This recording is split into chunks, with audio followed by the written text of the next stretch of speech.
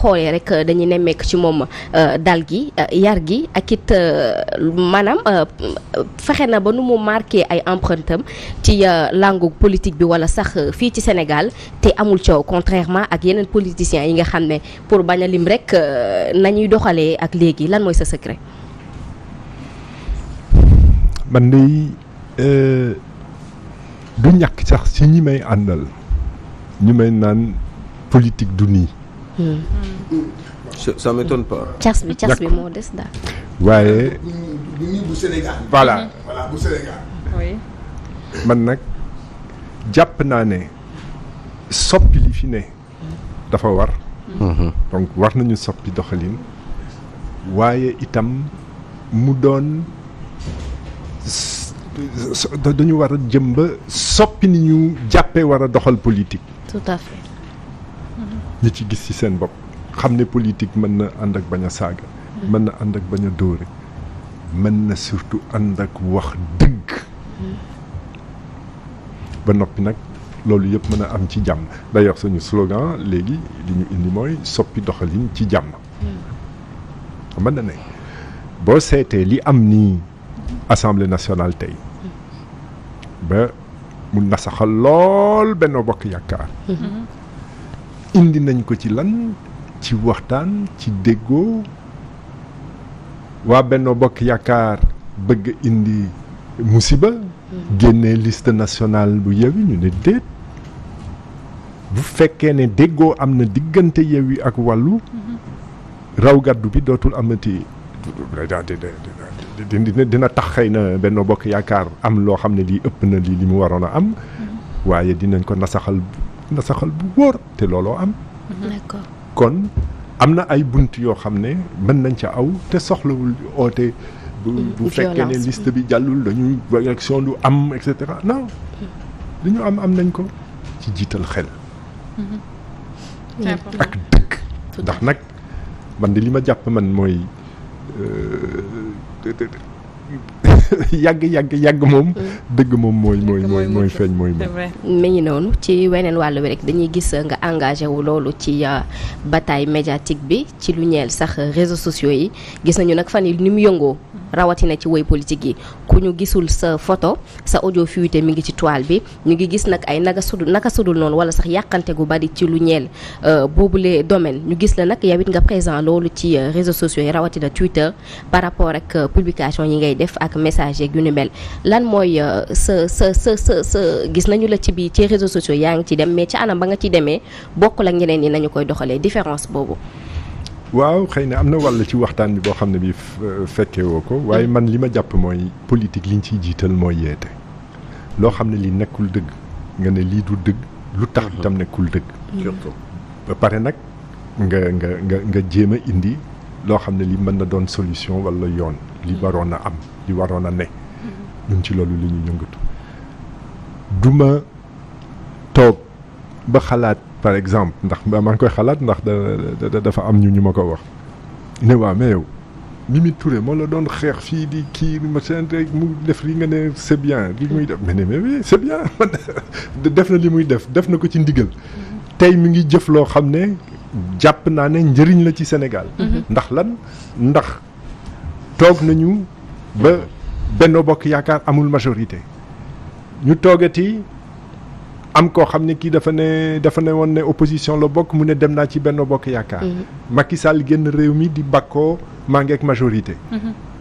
këli rocceeku génn mu indiwaat li nga xam ne lii moom la askan wi jàpp ne moom la bëgg. Benno Bokk Yaakaar minoritaire waaw kooku doo fay daal li mu def. mais foog nga fay daal ko. ndax loolu mooy suñu mbëbët itam wane ne ñii nekkuñu ci. donkaasi gi boo xam ne askanu Sénégal moo leen fa teg te amoon na solo ñu bañ a am majorité ndax 2024 bii di ñëw kon loolu mu mënoo ko bañ a fay daal c'est comme ça que je fonctionne voilà man daal doo ma mës a bett ci di dox loo xam ne mën nañu jàpp te njëriñu Abdoul Mbaye la wala njëriñu parti Abdoul Mbaye la dong c'est pas possible njëriñu Sénégal njëriñu opposition laay jiital ci lu ne lu tax njëriñu opposition ndax ñii li ñuy doxalee dafa war a deñ. d'accord waaye nag saa yu ñu defee je crois que c'est arrivé peut-être 2 ou 3 fois. saa yu ñu doxalee loo xam ne jàpp naa ne moo gën ci Sénégal dama koy wax itam ah. même bu jógee ci pouvoir. kooku moom bu amee mais audio c'est ça qui est très rare. C'est ça qui est très rare au niveau de l'opposition. C'est-à-dire que booy opposé wu da ngay wax liy dëgg ci réew mi. li ci baax nga wax ko li ñu war a améliorer nga wax ko li fi bon aussi nga wax ko. ba pare réfléchir ci ay solutions proposer ko Sénégalais. Moi je pense. voilà loolu audio fuité yi rek naka nga ko gisee boo ci mënee ñëw rapidement rek jaaj feneen lan ci audio fuité yi génn audio fuité yi. audio fuité. waaw. mooy comme genre li fi jot a xew ñi enregistré di ko génne ci internet bi. loolu mënu ma ci ànd. waaye gis nga bu fekkee ne dañu war a wax ci réseaux sociaux yi. loo xam ne lii ay millions nit ñu ngi ci. mënul ñàkk ñoo xam ne dañuy teggi yoon. bu boobaa dañ leen indiwaat ci yoon. waaye bu ñu nangu it ndax dëgg lu bari mi ngi feeñ ci réseaux sociaux yi. bu ñu nangu li nga xam ne lii Macky Sall mi ngi ciy oote mooy réseaux sociaux yi na disparaître na dagg non. c'est vrai c'est pas possible. d'accord. doone diggante Mbour ak Kaolack tali bi accident yi bari na nit yaa ngi cay dee nañu tëj tali bi. non da ngay rëbb ñi nga xam ne ñi ñooy indi accident. exactement accident yi wàññeeku accident yi bañ a am noonu la ñuy doxalee réew. waaye doon naan réseaux sociaux ba ci réunion sur la sécurité nga naan réseaux sociaux quand même. ndax lan ndax dañuy wax dëgg itam. loolu moo leen jaaxal. ndax lépp loo xam ne làq nañ ko day gaaw a feeñ. tout à fait. c'est important parce que comme li nga wax léegi rek gis nañu que activiste yu bari yu nga xamante ne jamono ji dañu nekk Sénégal dañ leen tëj ñu jàppee leen ay détenus politiques te li ñu wax amaana ci internet lañ ko waxee mais quand ça n'arrange pas l'État ci la ñuy gis ni que day jël bu ñu tooñee dëgg tooñ dëgg parce que diffamation dafa am itam bu ñu tooñee dëgg fokk yoon dal seen kaw waaye nag buñ leen rëbb ni ñuy rëbbee les politiciens même rëbb politiciens yi c'est pas normal. waaye gis ngeen fi li fi xam politicien bu jóg rek ñu ne dañ lay tuumaal dara tëj la génne la ci dindi sa éligibilité. et cetera léegi moom la ñu bëgg a def itam ci réseaux sociaux yi tiital tëj ñu ngeen noppi. non nañu des ci di wax dëgg muy feeñ. tout à fait ani Cheikh Ahmed Tidiane Mbaye parce que moom it namm nañ ko te gëj nañu ko gis ci seen. moom retraite dëgg la jël moom. dafa jël retraite pour ñu tëj rek Salma comme waxtu bi daf ñu xoj. yal ba xam la question la. mi ngi ci business am ak baba mais mi ngi doxal yëfam. li ñuy dégg tout le temps ñu koy wax Abdoul Mbaye bu ñu nee Abdoul Mbaye dañ naan neexi tubaab qu'est-ce que ça vous fait boo déggee ñu lay wax loolu. waaw dañuy dem ba. fàtte ne dégg naa wolof. alors li tax ma wax loolu mooy benn bés dama nekkoon ci ko Ndar la woon d'ailleurs. ma dugg ci c'était des jeunes d'ailleurs ñu toog ñu wax après ma intervenir en wolof maa ngi dégg mais kii dégg na wolof. mais c'est pas possible ça. coach jëwee na la ko fi sànq. dañuy jàpp ne yow tubaab nga et cetera. ci yar gi la wala parce que dafa am lu paa bi def ci yéen parce que même bu dee ci Cheikh Tidiane aussi c'est pareil ak yow it nga xam ne yow la ñu gën a gis au devant ci réew mi. non c'est li suñu waajur def maa ngi doon fàttali sànq ne c'était un enseignant. daf ñu faydaloo jàng ba pare nag daf la koy faydaloo nga nangu ko ak nga bañ ko nangu. mais jàng bi ci tubaab la. ak anglais dem ba sax maa ngi doon traduire benn phrase en latin sama doom di ma mais papa tu parles latin. je dis non jàng naa ko mais bon donc. mais jàng bi ci tubaab la. donc da ngay mujjee après nga jël nga jógee fii ndax am nga bac bu baax dem tugal foofu itam nga jàng fa en tubaab waaw. macha allah boo fa jógee tiens c'est bizarre parce que bi ma nekk lycée Louis le Grand dafa amoon une en classe préparatoire dafa amoon benn épreuve. le professeur s'appelait monsieur Guérin moom oral rek nañu doon def. d'accord. ma ñëw benn yoon ñaari yoon ñetti yoon après systématiquement bu ma ñëwee rek bu ma ñëwaan rek mu ne notre futur ministre des Finances. Absolument. ndax ni ngay waxee ni ngay présenté wu bi dal gi. li ñu la laaj et cetera et cetera. c'est pas pour rien. mais nee nañu ñàkk fit wala ñàkk amoo fit moo tax nga laxasu ci ginnaaw Twitter yi sa nawle politiciens yi ñoo koy wax. ñàkk fit maanaam amu fit daal amu fit affronté woy politique maanaam ñi ngay jëflanteel moo waral tout le temps sa message yi ngay lancé wala li nga bëgg di wax nga di ngay làkkatu ci Twitter. maintenant kenn mënul bàyyi Twitter bàyyi Facebook. waaye bés dina ñëw bi ñu ngi jëm ci 2024. bu mu sama parti taamo bu boobaa ñu toog ak. et puis ku ñàkk fit doo ñëw petit déj. ba noppi waxuma loolu sax. laaj ko ñi nga xam ne ñii dañ ma doon bëgg bundaxatal ma bàyyi politique bi ma ca duggee. 2016 la créé sama parti en mai. juin 2016 ñu topp ma yoon te teg ma inculpé ma jël sama passeport et cetera. c'est que du ma ci boole coow. dugg ci ay vie privée yu kenn xamul jaxase. dugg ci vie privée mais Fatima. waaye.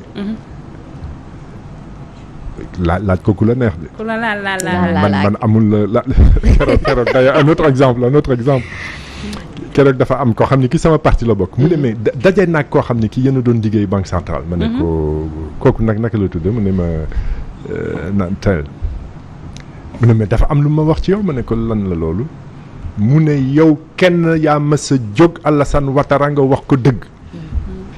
Alassane Ouattara, le président de la mon directeur, c'était la puissance de la Banque centrale.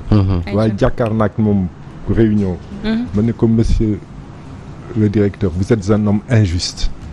gaa ñëpp di loxuti. man dëgg. dafa am loo xam ne maa ngi ko jàngee maa ngi ko jëlee ci sama maam Abdoul Aziz. mu bokk ci li may dundal. dafa masane. dara gënul neex yàlla nga wax dëgg sa kilifa. tout à fait. foofu la amee. oui c'est important. amul kilifa ak koo munti doon président des États-Unis ou de la ñamale ak bu Sénégal bi. bu ma la waree wax dëgg dama lay wax dëgg. boo meree koo xam ne kii nag sañ na ko wax kilifa. boo meree nooy def boo meree nooy def. boo meree nooy def. boo meree quand vous êtes fâché faites comment. oh je garde mon calme. ça vous arrive parce que ça impressionne. ça m'arrive. Ça arrive de taper du poing sur la table. Parce que vous tapez du poing sur la table. Mon souci c'est d'impressionner. D'accord waxtu bi xooj nañu mais bëggoon naa rapidement nga wax ñu lan mooy sa problème ak Aïda Ndiongue mënuñu dugg ci sujet Fatima te waxuñu parce que am na benn somme bu mu doon wax bu toll ci 500 millions boo ko leboon et puis mu ñëw ba ci presse yi waxaat ko fi c'est quoi exactement. te ba tey dégguñu la si aussi. ba tey dégguñu nga yëy yàbbi ci c'est important xëy na nga wax ñu yow sa version. Vraiment. koo xam ne kii mi ngi lay leb 500 millions par téléphone. kooku ku ko bëgg a gëm rek moo koy gëm. très sincère. ba noppi nag ci biir at boo xam ne ndax dëgg la am na te yoratuma ko waaye am na at boo xam ne am na defoon naa ci des opérations une opération intéressante. gagner de l'argent normalement. mais at boobu man fay naa impôt donc plus de 300 millions. d'accord ku ñu fay impôt boobu muy wax loolu nga ne daf la. nga naan dem la leb 500 millions. mais luy problème ak yow dans le fond yow à votre avis. bu ma toppee je vais te dire une chose xoolal sax ndax amoon na itam ci Bocar Samba Dièye. ba moom génn na ci. c'est vrai. Sénégal dafa am lu fi xew. bu fekkee ne am na loo namm ci le chef de l'État. wala ku jege chef de l'État. da ngay attaquer opposant. ok oui. c'est dommage quand même. c'est dommage. C'est dommage mais c'est comme ça. En tout cas am na solo bu baax Fatima ñu lay jaajëfal yow aussi. merci beaucoup Salma c'était un plaisir jaajëfal ko monsieur le ministre ci réponse yu pertinent yi bien vrai que xawoon na kii mais bon merci beaucoup mbégte la voilà xawoon na gàtt waaye lu neex du doy nag. ouais en tout cas. mais vous nous promettez de revenir d'ici quelque temps. très prochainement Inch'Allah. amoon na solo di la jaajëfal monsieur le père. waaye décoration bi rafet na waaye mën nañ ci xam de tuuti. waaw logique la. dafa am suñu benn jigéen teg rek caméra bi di ko filmer. non yow xam nga Cheikh Seck. waaw Cheikh Seck bien sûr waaw. c'est sa femme. moom moo ñuy gàtte nii comme ça. boulangerie Damas. moom moo ñuy indil ay Cheikh Seck macha allah. mais monsieur le Premier ministre moi je l'appelle la femme fantôme. oui. parce que on l'a jamais vu. En tout cas man xaw ma dafa njool. xaw ma dafa gàtt xaw ma dafa ñuul. te nag si chaque jour mu defal ñu teranga yi. yal na ko yàlla sàmm xam naa yàlla lay defal moo tax bëggul kenn gis ko. yal na la yàlla sàmm yow madame Seck. le camp du PM. oui tout à fait naturellement à la base qu'un être humain. et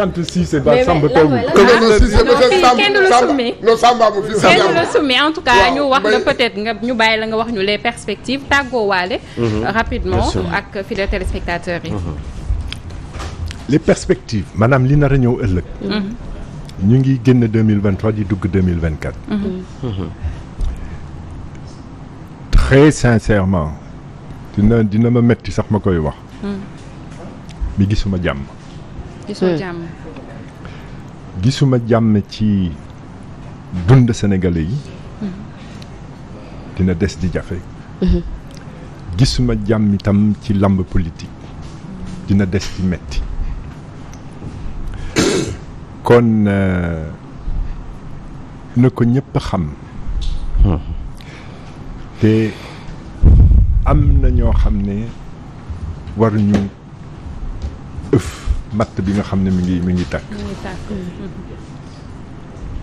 dama toog keroog gis ne dafa am ñu taxawal benn mouvement des anciens députés 2012 de la 12e législature. D'accord. MAD 12. MAD sax am na lu mu teg ci anglais. mais fabriqué gën a néewal seen i démarche ñu naan ñun li ñuy laaj mooy Macky Sall ne fi ba 2035 mais wax yooyu lu tax lu ko jar. non mais dañu bëgg ku leen teg ci ay béréb xam naa dañu xaw a sonn parce que 2012 ba léegi je suis sûr que 3/4 yi de amuñu liggéey. nañu xalaat nañu bàyyi nañu génn ci lan moo gën ci man. Sénégal toll na foo xam ne. war nañu xalaat Sénégal. Oui. Attention. Les Sénégalais sont fatigués. 2024 les Sénégalais seront de 2023 de plus en plus fatigués. waxoon naa ko daaw à la même époque c'était en décembre. moom la ñu gis. man nag sama liggéey ca banque centrale mon métier c'est d'être prévisionniste maanaam seet li nga xam ne ni moo nar a xew. oui c'est important. dina metti dina jafe nañu tey ci suñuy wax dal ci suñuy wax jiital uti jàmm ci lu ne. bañ a indi loo xam ne fitna lay yëkkati. tout à fait. ndax nag réew boo xam ne ñàkk bari na fa. yaakaar amuta fa. amuta fa. amutu fa. maanaam ñàkk yaakaar. réew bu mu mus a am lu tuuti daf koy taal. en tout cas nga nekk président monsieur le ministre.